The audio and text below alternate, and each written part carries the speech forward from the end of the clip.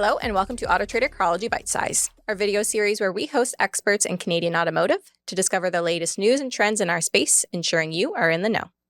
I'm your host, Sabrina Bond, B2B Marketing Manager at AutoTrader, and today I'm joined by Kimberly Nicholson, our Director of Research. This is Kimberly's first appearance, so allow me to introduce her. Kimberly has over 20 years of experience working with clients across the globe on strategic research.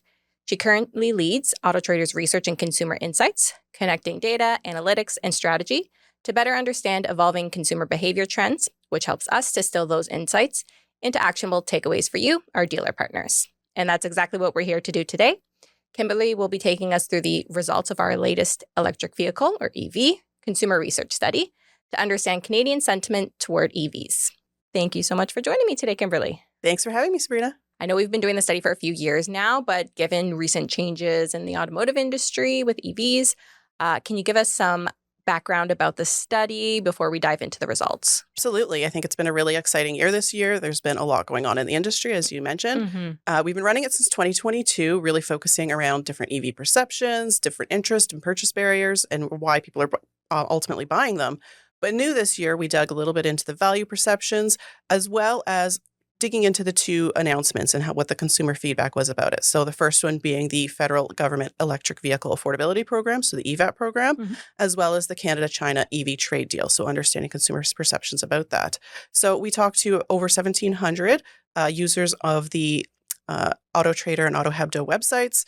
And we looked at owners, EV intenders, non-intenders, really to kind of uncapture some of those things. And most importantly, when it was fielded. So we fielded it right after the EVAP announcement was made by the federal government. So we kicked it off on February 9th, and then it was in field for about a month, and it came out of field March 11th, which then was shortly after the whole Iranian conflict. So we kind of have this little sweet spot of data in there to really understand how things have changed. Yeah, it'll be interesting to see how that kind of influenced some of the results compared to previous years. Yeah, and I think it's important to kind of really get this really good sense of the consumer with the right information at the right time and help consumers make the right choice. Yeah, absolutely. Yeah. Okay, so let's dive into what are the consumer perceptions and intentions when it comes to purchasing an EV.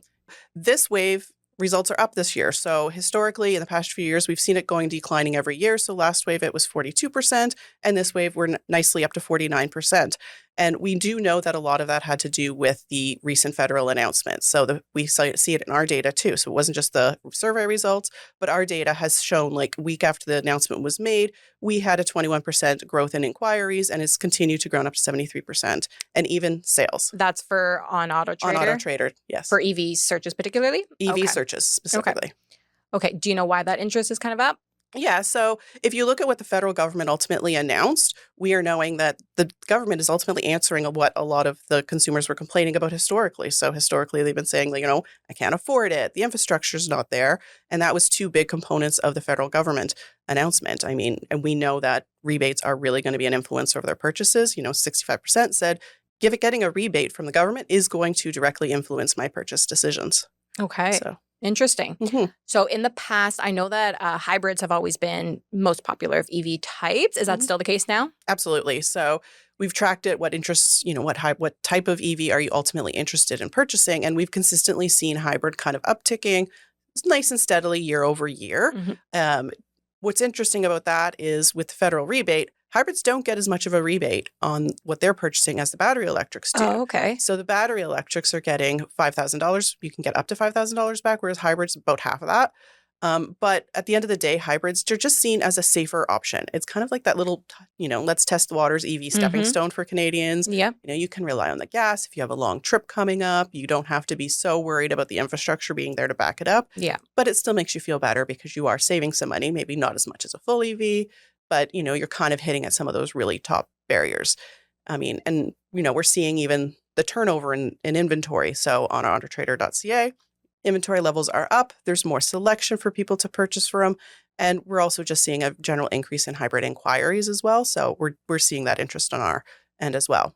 So what should we be watching for in the next couple of years? Based on these results, is there anything we anticipate changing in the market? Absolutely. As I mentioned at the beginning, there's the whole China-Canada deal. So Yes. That's going to bring a lot of competition and a lot of interest into the market. So right at the beginning of our survey, we always ask people, what brands of EVs are you aware of? And this is a spontaneity answer. We don't ask them any questions about it. And right out of the bat, without having any cars on the ground, 12% was already mentioning about BYD. So people are aware of these brands. They're interested in it. And that was the 8th highest mention above some really well-known brands. So people are very interested in it. And even if we take it one step further, a quarter of them say, I'm actually going to consider getting one for a battery electric vehicle. Interesting. So, okay. Yeah. Is there anything you kind of anticipate that would increase interest further for those Chinese brands? Well, it depends on how they come to the market. So as you know, they don't have presence here. But Canadians and anybody else who buys a car, they still want to make sure that, hey, can my car be serviced if I have a problem with it? They need, having that local, the network. If I have a problem with my car, where do I take it for warranty? And then ultimately, the Chinese brands still have this big hurdle to overcome of their data. Like half of the people we talk to are like, I'm not really so sure about my data with these Chinese brands. So it's kind of one of the top barriers. But at the end of the day, the landscape is shifting. So it's important for the dealers to kind of really be watching these shifts and understand how they can truly differentiate in the market versus these Chinese brands. And what are they bringing to the table that maybe they're not bringing into it? And it's a long-term game. It's Chinese brands are coming in strong with affordability. But what can they do to kind of build that trust with them? Based on all these results, what would you recommend for dealers that are looking to move more EV inventory? Yeah, it's making sure you're talking to your consumers, making sure you know what they're looking for, making sure you're finding the right solution for their needs. And sometimes they don't know their needs. We know that affordability is a top concern, but historically consumers are just looking at that upfront sticker shock. But how does that translate to more of a long-term affordability play? So we talked to some owners of EVs and we asked them, how does the value of the owning your EV compared to what you expected? And about half said, hey, owning this EV is a lot less than I expected it was going to be. Oh, wow. Interesting. So there's a true value perception that can be kind of demonstrated to consumers as they're looking at it to kind of might help mitigate that high upfront cost. It's not going to eliminate it entirely, but there's a bunch of different things that are going to help with that affordability angle. And then understanding, do consumers really know what the EV quote unquote lifestyle is? Like, what does it mean to them? And does it fit? Or are they just so concerned that they're not really willing to investigate it? So work with them, can they understand, well, what mileage do I actually need? And maybe it will fit in my lifestyle more than I actually anticipated, and seeing if they can really do that. Can they track their mileage for a week or two and see what are you actually driving? And you know what? Many will probably be surprised that actually I don't drive as much as I thought I did. Yeah. And this would work. Maybe they only have to charge like once a week or so. Maybe. Depends on what they're doing. And again, it's not a one size fits all. And if they really are concerned, obviously there's the hybrid option instead of going to direct BEV. And then, we talked a little bit about battery life. We touched on that earlier.